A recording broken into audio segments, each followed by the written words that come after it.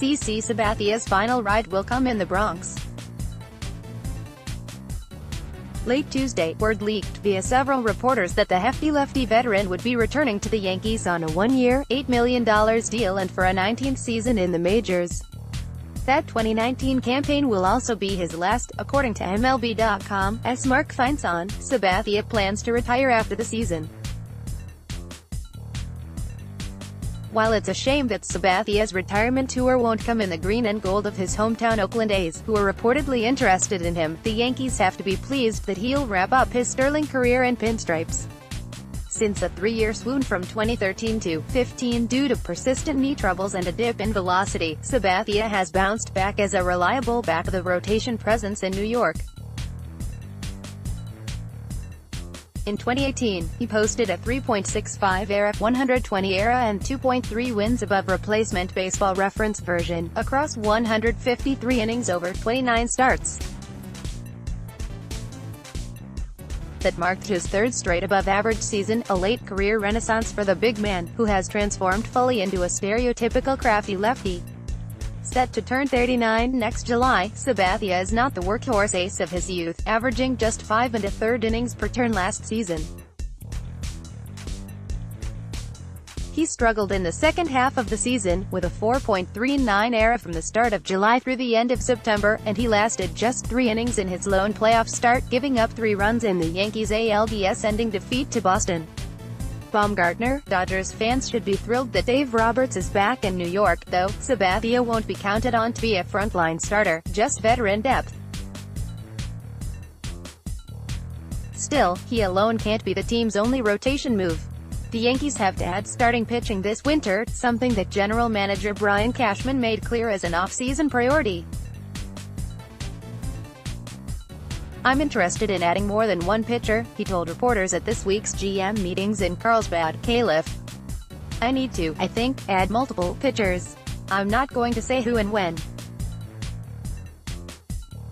We will make sure that we check every box in terms of evaluating what's available." New York's current starting five is 3 deep: Luis Severino, Masahiro Tanaka, and Sabathia.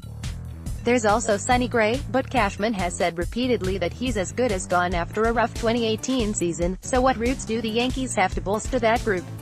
Let's run down their options. 1. Promote the kids. As far as internal depth goes, the Yankees have a sizable pool of intriguing arms: Domingo German, Luis Cessa, Jonathan Loaizaga, Justus Sheffield, and Chance Adams. But are any ready to step up and become dependable Major League starters?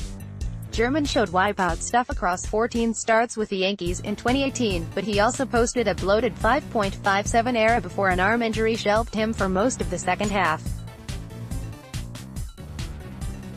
Cessa is a AAA arm best suited for long relief and spot start duty. Like German, Loaizaga piled up strikeouts in his short stint with New York, but wildness and shoulder problems limited his effectiveness. No one in that trio can be counted on for much more next year. Sheffield and Adams are the top prospects in waiting, though neither looked ready for an MLB rotation spot. The former, 22, had a 2.86 ERA in AAA but with unexceptional peripherals: 8.6 strikeouts per 9, 3.7 walks per 9. The 23-year-old Adams struggled in his second tour of AAA, with a 4.78 ERA across 113 innings thanks to too many walks and home runs allowed. Both seem like they need more seasoning. One other in-house solution exists: Jordan Montgomery. The lefty was excellent in 2017 and equally good early in 18 before suffering a torn UCL in his elbow.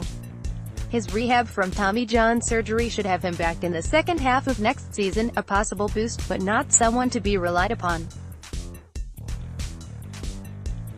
to spend in free agency. The free agent market for pitchers isn't all that strong, consisting mostly of aging veterans like Sabathia. More of the same of that won't help the Yankees much. They need consistency with upside, not innings eaters or reclamation projects. In that vein, the best fit is lefty, Patrick Corbin, who's coming off a breakout year with Arizona in which he set career-high marks in ERA .315, ERA .137, strikeout per 9 rate 11.1, and BWAR 4.6. Armed with a fastball that sits below 91 miles per hour, he's not a hard thrower, but he succeeds by getting hitters to chase outside the strike zone and make lots of weak contact.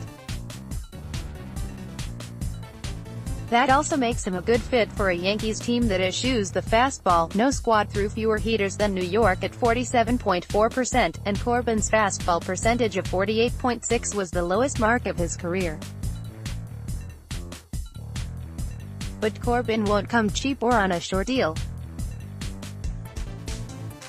Beyond Corbin, the Yankees could kick the tires on a similar pitcher in Dallas Keuchel, another lefty without a blazing fastball. Keuchel, though, is less durable and 18 months older than Corbin, making him a riskier buy. A reunion with J.A. Happ is also possible. Yet another veteran lefty, Happ was excellent after coming to the Yankees in a deadline deal, with a 2.69 ERA in 163 ERA in 63 2/3 innings. At 35, he wouldn't require the same kind of financial commitment that Corbin would, and the Yankees already know he can handle himself in the AL East. Writer, ranking the top free agents of the 2018 offseason. Speaking of reunions, ex-Yankee and Red Sox World Series hero Nate Eovaldi is available. The oft-injured righty was stellar in the postseason, and he credited his improvement to the work he did with New York pitching coach Larry Rothschild. His arm may be a ticking time bomb, but he has perhaps the most upside of anyone on the market. 3. Mega trade. This might end up being the desired course of action for Yankees fans online in the wake of news that the Indians and Mariners are willing to make their aces available. Cleveland is reportedly open to moving Corey Kluber or Carlos Carrasco, and Seattle is considering a rebuild that would likely push James Paxton out the door. Any of that trio would be a huge get for the Yankees, though the prospect cost would be enormous. Outfielder Clint Frazier and at least one of Sheffield or Adams would almost certainly be part of the package, so might Miguel Andujar, a Rookie of the Year finalist. New York's farm system is deep and productive, but Cashman may shy away from the price. He'd be getting an ace in return, though, and a cost-affordable one at that. Kluber is the most expensive of the trio, but he'll cost just $52 million over the next 3 seasons, 2 of which are team option years with low buyouts. Carrasco is owed roughly $20 million over the next 2 years, the latter of which is a team option for $9.5 million with a cheap buyout. Paxton is still arbitration eligible. He'll get a raise from last year's $4.9 million salary, but he's under cheap team control through the 2021 season, though the lefty is already 30 years old. Beyond those 3, there's not much known to be available, though it is early in the winter. New York could explore a deal for the Tigers' Michael Fulmer, a popular target during the season but who struggled with injuries. The Diamondbacks will likely put Zach Greinke on the block, but he's owed another $104.5 million over the next 3 years and turned 35 in October. Depending on what direction new boss Feinsand wants to take the Giants, Madison Bumgarner could go on the market if San Francisco wants to pursue a rebuild. Ultimately, Cashman has choices to strengthen his rotation. Sabathia is back, but he won't be the only move the Yankees make. Expect to hear plenty of rumors connecting the Bronx Bombers to the market's best arms, and don't be surprised if the biggest trade of the winter involves them picking up an ace.